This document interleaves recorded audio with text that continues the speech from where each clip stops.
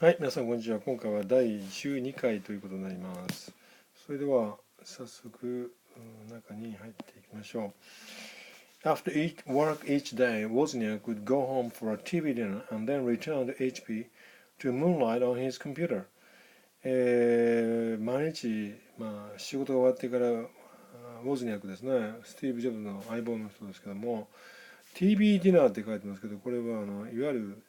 冷凍食品ですね。もうなんかテレビ見てる間にもチーンと出来上がるということですね。冷凍食品を食べに帰って、そしてまた HP ヒューレット・パッカーズなんですけどね、そこで働いてたんですけど、そこに戻って何のためにかというと、ムーンライトっていうのはこれはもちろん月光なんですけど、この場合夜のアルバイトをするというんですね。コンピューターで自分のコンピューターでアルバイトっていうか自分の好きなことをするためにまた HP ヒューレット・パッカーズに戻ると。仕事終わって一回冷凍食品食べに帰って、それからまた自分の好きなことをするために、ヒューレット・パッカーズに戻ったと。He spread out the parts in his cubicle and figured out their replacement and soldered them onto his motherboard. 自分のキュービクルが仕事の仕切り場ですよね。その中でパーツを広げて、それらのパーツのですね、リプレイスメントだから、そのパーツをどこに置くかっていうのを考えて、そしてそのパーツ全部ですね、そのパーツをマザーボードで基板ですよね。それにこれ一応ソルダーって書いてますけど、一応発音するときは L を発音しない方が多いみたいですね。ソダーっていうのはこれはハンダゴテするって言うんですね。そのパーツをマザーボードにハンダゴテでくっつけたと。Then he began writing the software that would get the microprocessor to display images on the screen. それからソフトウェアを書き始めたっていうことなんですけども、どんなソフトウェアかというと、get 目的とだから、マイクロプロセッサーにスクリーン上にイメージを、画像をディスプレイするような、そういったソフトウェアを書き始めた。手書きなんで、自分でコンピューターで打っていくんですね。Because he could not afford to pay for computer time, he wrote the code by hand. 彼はコンピュータータイムですね。コンピューターを使う時間を支払う余裕がなかったので、金銭的余裕がなかったので、自分の手でコードをいちいち、書いたっていうことですね。はい。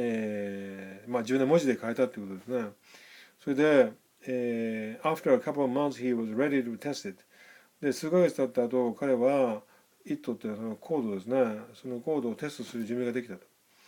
I typed a few keys on the keyboard and I was shocked. The letters were displayed on the screen. このキーボードに2、3個のキーをタイプしたんですね。で、ショックを受けた。なんでかというと、文字がスクリーンに現れたから。今で言ったらね、キー打ったら文字が現れるの普通ですけども、It was Sunday, June 29th, 1975, a milestone for the personal computer. そのショックを受けたって言いますけど、その瞬間が1975年6月29日日曜日で、これはパーソナルコンピューターにとってのマイルストーン、一里塚、画期的な出来事だった。今までそんなことをした人は一人もいないんですよね。しかも手書きでコードを書いて、それで実際にコンピューターで、それを入力してですね、打ったら文字が出たんですよね。It was the first time in history, Wozniak later said, anyone had typed a character on a keyboard and seen it show up on their own computer screen right in front of them. それは歴史上初めてのことだったとウォズニャックが後に言ったわけですけども、どういうことかというと、誰かがキーボードにキャラクター文字をタイプして、そして「it」ってその文字ですね、その文字が自分のコンピューターのスクリーン right in front of them。 them っていうのは当然この場合は anyone を指してますよ。これを his で受けるとね、男性だけになってしまいますから、自分たちの目の前で right in front of them、 ちょうど目の前のスクリーン、コンピュータースクリーン上にその文字が現れるのを見たというのは、これは歴史上初めてのことだったということで、パーソナルコンピューターの誕生ですよね。それが、ここですね、1975年の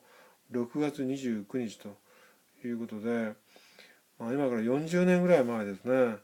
それがもうパソコンの始まりということなんですよね。